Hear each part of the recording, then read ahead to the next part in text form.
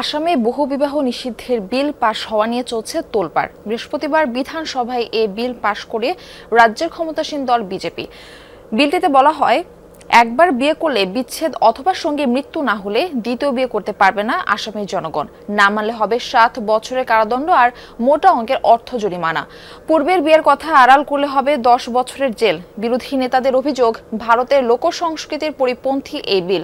অসন্তোষ প্রকাশ করেছেন বিভিন্ন মুসলিম সংগঠনের নেতারাও। বিজলি কেবলসের স্কিন কোটেড ইনসুলেশন আগুন প্রতিরোধী। বিজলি কেবলস, নিরাপদ আজীবন। আমি কেনেকৈ বহু বিবাহ বন্ধ কৰিব পাৰো? আসাম প্রহিবিশন অব পলিগামি বিল 2025। কার্যত এই বিলটি পাশের পর থেকেই একাধিক বিয়েকে শাস্তিযোগ্য অপরাধ হিসেবে দেখতে শুরু করেছে আসামের রাজ্য সরকার। The Assam prohibition of polygamy bill. দীর্ঘদিন ধরেই আসামে বহুবিবাহ নিষিদ্ধ করতে নতুন আইন পাশের চেষ্টা করে আসছিলেন রাজ্যের মুখ্যমন্ত্রী হেমন্ত বিশ্ব শর্মা। গেল মঙ্গলবার শীতকালীন অধিবেশনের প্রথম দিন বিধানসভায় বিলটি উত্থাপন করেন তিনি। তবে সে সময় বিরোধী কংগ্রেস, সিপিআইএম ও রাইজোর দলের বিধায়কদের কেউই উপস্থিত ছিলেন না। এরপর বৃহস্পতিবার সংখ্যাগরিষ্ঠ বিধায়কের মতের ভিত্তিতে এ বিলটি পাশ হয়।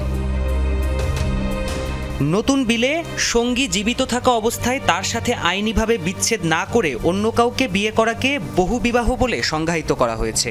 এমনটি করা হলে সর্বোচ্চ 7 বছরের কারাদণ্ড এবং অর্থ জরিমানা করা হবে। আর গোপনে বহুবিবাহ করলে শাস্তি বেড়ে হবে জরিমানা সহ 10 বছরের কারাদণ্ড।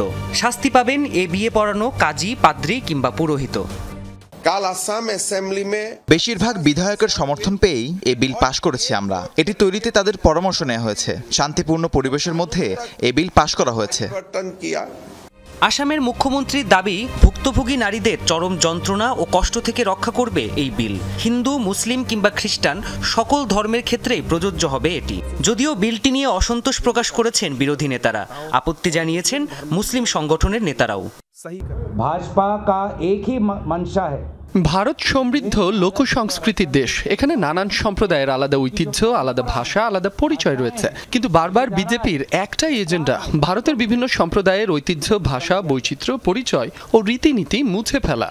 আর সব কুছ दरअसल आसाम के मुख्यमंत्री हेमंत कुमार विश्व शर्मा মুখ্যমন্ত্রী হেমন্ত বিশ্ব শর্মা একজন মুসলিম বিদ্বেষী। তিনি সবসময় এমন সব পদক্ষেপ নেন যা মুসলমানদের বিপক্ষে যায় এবং তাদের আলাদা করে চিহ্নিত করে। এই প্রেক্ষাপটে তিনিই আইন এনেছেন। ভারতের রাষ্ট্রপতি দ্রৌপদী মুর্মুর স্বাক্ষরের পর আইনে পরিণত হবে এই বহুবিবাহ নিষিদ্ধকরণ বিল। তবে আইনে পরিণত হলেও তফসিলি উপজাতিভুক্ত এলাকার বাসিন্দাদের ক্ষেত্রে প্রযোজ্য হবে না এটি। প্রাণপ্রতিম কুণ্ডু, যমুনা নিউজ।